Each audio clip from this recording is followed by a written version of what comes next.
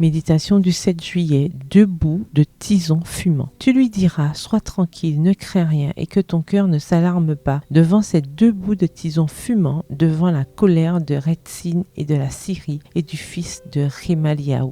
Ésaïe 7, le verset 4. Juda a sombré dans l'idolâtrie et le paganisme. Il y avait de l'injustice dans les tribunaux. Les dirigeants étaient dévoués au plaisir et au gain personnel. La cupidité et le vice prédominaient. Certains conservaient les formes extérieures de la religion, mais sans sa puissance dans leur vie. Les tendres requêtes d'Ésaïe à l'égard de Juda sont encore d'actualité. La désobéissance d'Ahaz a attiré sur Juda la colère de Dieu qui les a livrés au trouble, à la désolation et à la moquerie. 2 Chroniques 29, le verset 8 dans la version Louis II. Une alliance s'était formée contre eux. Rétzin et la Syrie viendraient pour les détruire et établir un nouveau gouvernement. Le roi Ahaz et le peuple étaient remplis de terreur. C'est en de telles circonstances que Dieu a envoyé Ésaïe avec un message encourageant. Malheureusement, Ahaz a préféré l'aide humaine à l'aide divine. Combien de douleurs et de peurs nous seraient épargnées si nous faisions confiance à Dieu plus qu'aux hommes. Après avoir acheté mon billet pour me rendre aux États-Unis, j'ai entendu parler de ce qui était arrivé aux tours jumelles de New York. Je ne pouvais pas annuler. J'avais l'autorisation. Nous avions déjà loué la maison. Mes filles étaient inscrites dans un pensionnat adventiste. J'ai prié, ouvert ma Bible et je suis tombée sur le texte d'aujourd'hui. J'ai comparé les tours nouvellement tombées aux 2 tisons fumants. Je suis arrivée à l'aéroport de New York et j'ai rencontré mes amis. Il y avait tant de douleurs et de pertes. J'ai prêché le sabbat et offert